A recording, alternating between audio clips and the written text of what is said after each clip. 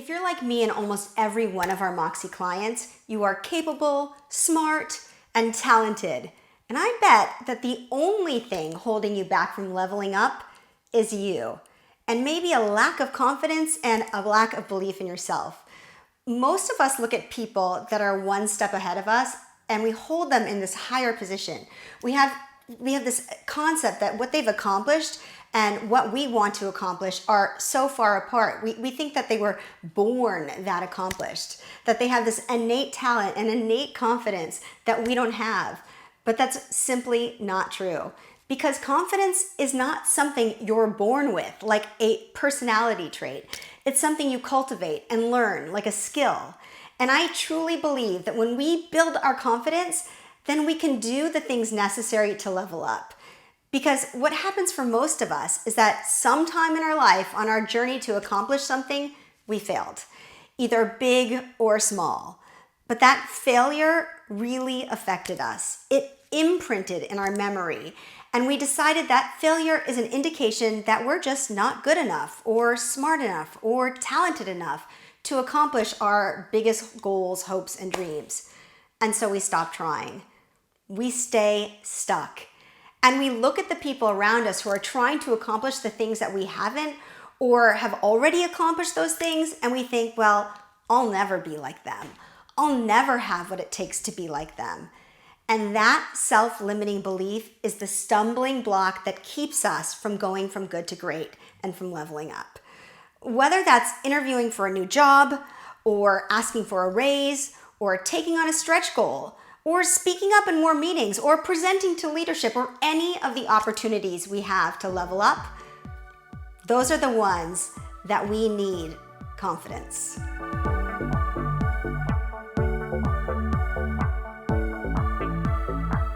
Hi everyone, I'm Fia Fasbinder, CEO of Moxie Institute, and welcome to Fia Speaks, where I unpack everything you need to know to have unstoppable confidence. What if I were to tell you that you can learn to be more confident? What if I were to tell you that there are simple steps that you can take and techniques you can practice to become more confident? And what if taking those steps to build your confidence will give you the momentum you need to overcome any self-doubt, anything that's holding you back from going after what you really want? If this sounds like fluff to you, there is a ton of science around building confidence. And there's a ton of studies and a ton of proof that point to the fact that successful athletes, leaders, performers, and people at the top of their game in every industry, sure, they have innate talent, but what they really have that sets them apart from everybody else and has made them great is confidence.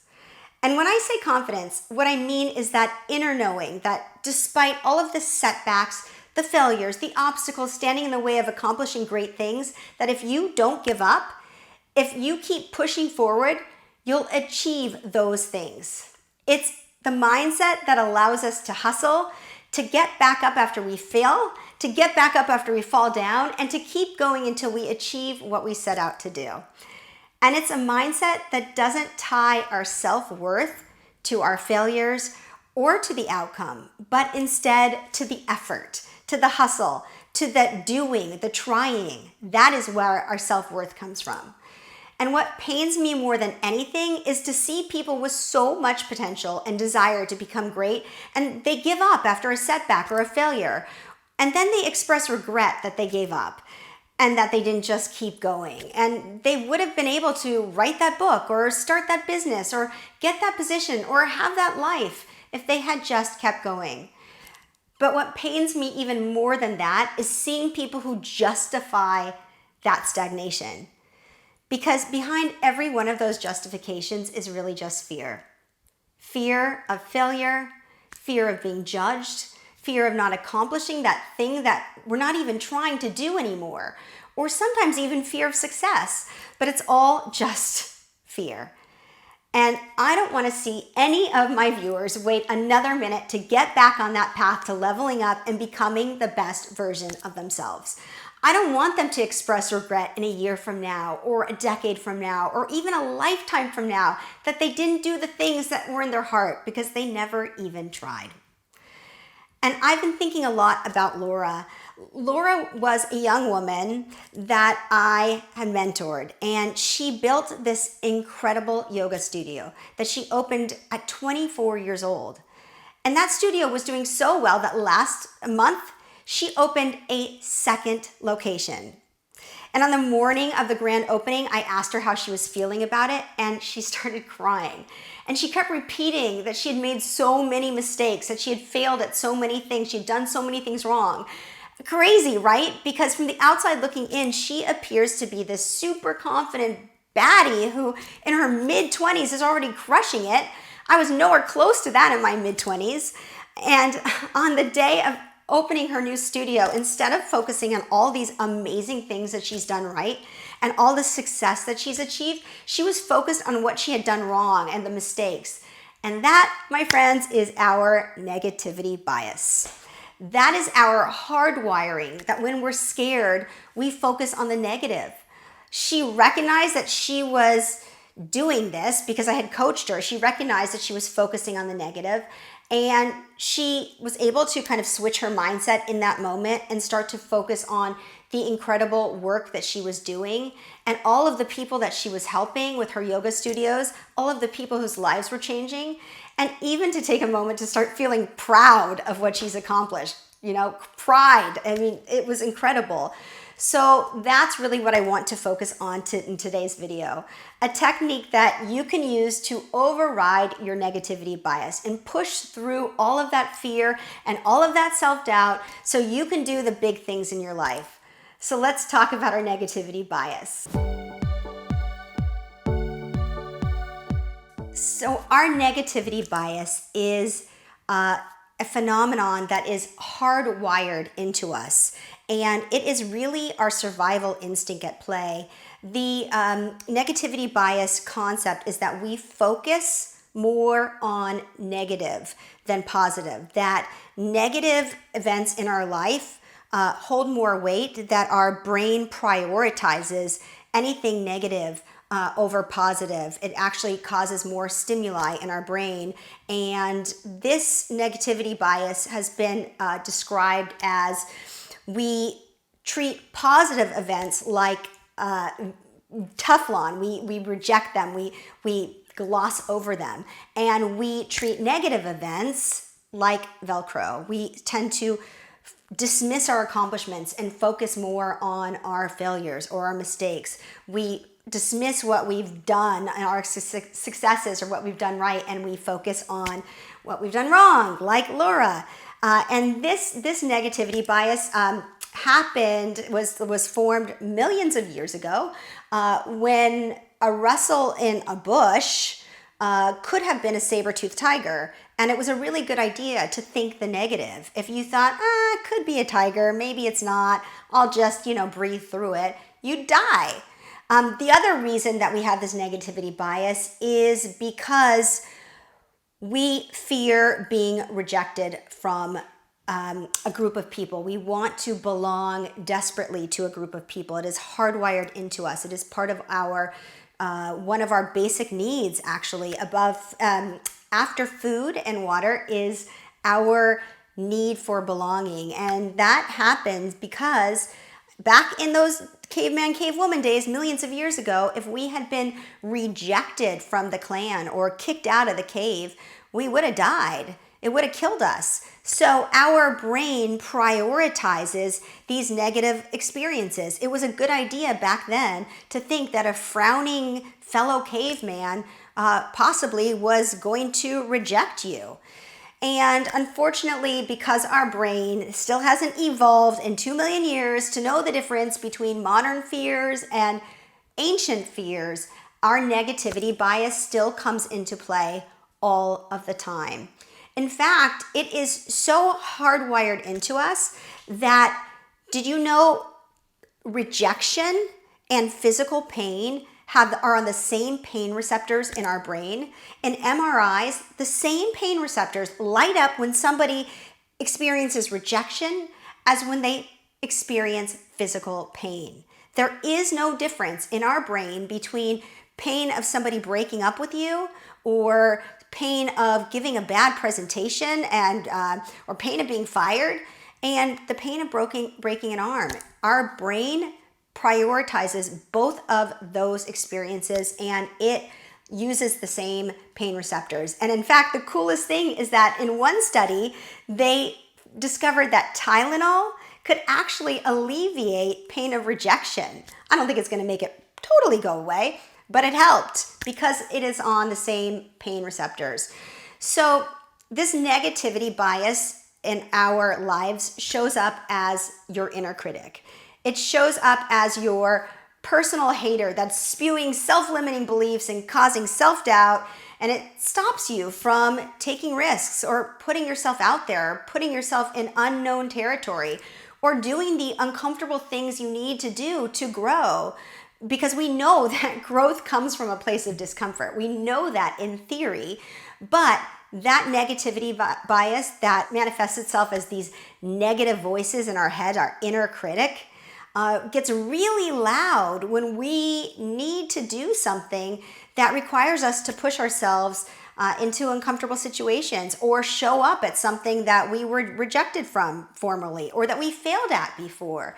It gets really loud, and it oftentimes stops us dead in our tracks from doing what is in our heart, from going after our big dreams, from trying to accomplish really big goals. This negativity bias is powerful. So we are a little bit more than halfway through this video, and I wanted to ask you to wait to subscribe to this channel until you really believed in my ability to transform you into a certified baddie, a boss. I'm hoping you believe it now. If you do, I would love it if you subscribe to our channel, hit that alert button so you get notified every time I put out a new video. And if you find value in this video, make sure to like it and share it with a colleague, a friend, family member, anyone that you think could benefit from a little dose of confidence. So the good news is that we can actually override our negativity bias. There's a simple technique that you can use to do it. And notice I said simple, not easy. Simple, not easy. But if you practice this technique every day, you'll be able to silence those negative voices inside your head, especially when they're getting really loud because you are about to do something risky, something terrifying, something that you know you need to do in order to grow, but everything inside of you is screaming, don't do it. And we all know when those voices get really loud. I'm sure that we can all think of a situation where that's the case. So one of the simplest ways to override our negativity bias is by talking back to the negative voices in our head and saying something positive to ourselves instead. Because what you're really doing when you do that is pattern interrupting. And here's how this works. This is pretty cool. So in your brain, if you have a thought over and over and over again, that thought becomes a thought pattern. And that thought pattern actually becomes a neural pathway in your brain. So neurons are our brain's way of communicating. And if you have this thought over and over and over and over, your brain makes this neural pathway that eventually goes from like a dirt road to this neural superhighway in your brain. And it's really easy for your brain to travel your neurons to travel this pathway. And that's why these thoughts, these repeated thoughts, become almost like second nature, right? Like it is second nature to have that negative thought over and over and over. So what happens when we talk back to those negative voices in our head is we pattern interrupt. And when we pattern interrupt, we literally atrophy that neural pathway. We literally cause that superhighway to crumble. It just crumbles. It doesn't exist anymore. You have atrophied that neural pathway. Our body doesn't hang on to any tissue that's not necessary. That's why we lose muscle when we don't work out. Same with your neural pathway. So if you want to change those negative voices in your head and override your negativity bias, you got to pattern interrupt. And this is where I said that this is simple but not easy. So what you need to do in order to pattern interrupt is two things. You talk back to it, you stop it. That's step one. And then you say something positive to replace that negative neural pathway with a positive neural pathway. You're going to pattern interrupt it. That's going to stop the negative neural pathway from growing anymore. And then you're going to say something positive to yourself. And that's going to grow a new neural pathway, a positive neural pathway. So in order to stop it, step one, there are a ton of things you can do. You can interrogate your fear. You can ask it like, why are you showing up now? Why are you here? You know I need to do this in order to grow. You know this is something I can do. So what if I fail? What's the worst thing that can happen to me? What's worse? Failing at it, but still trying, or never even trying at all? So you can talk back to it. You can interrogate it if you want. You can also give it a name and imagine it. This has been called naming it to tame it. Name it to tame it. So if you want to imagine this little gremlin or whatever it is that represents your fear and give it a name. I've had clients call them all sorts of names, these fears. And then when you talk to it, you really can visualize this fear. And then you can even visualize yourself not only talking back to this fear, but putting it in the back seat, putting it in the closet, telling it to leave the room, scram, get out of here, go, you're not welcome, get out, whatever you want to say to your fear to make it go away, to talk back to it. That's the pattern interruption. Now, you're going to say something positive to yourself. And I call these Moxie mantras. It's got to be something not cheesy, something that you can really get behind. I don't want it to be, you can do it, you're great, you can believe to achieve. None of that cheesy BS that you are definitely not going to believe. It really has to be something that you would want a coach to say to you if you were in a situation where you needed a little extra boost of confidence. You needed a coach to gently nudge you in the right direction, or maybe not gently. Maybe that's how you need to talk to yourself. You like to be talked to. I don't know. So, it doesn't have to be complicated. It doesn't have to be deep. It just has to work for you. And you will know it when you find it. So usually what I suggest is play around, test a few different things, write them down, put them on sticky notes, put them in your phone, and test it out. Test it out in some situations where you could really use an inner coach. And is it working? Do you need to change it? Do you need a few different ones? But that really is the key to overriding our negativity bias, is first to pattern interrupt by stopping that negative thought pattern and talking back to it, and then to build a new neural pathway by saying something positive to ourselves, like a mantra or a phrase or a saying that would really give us a boost of confidence. So there you go.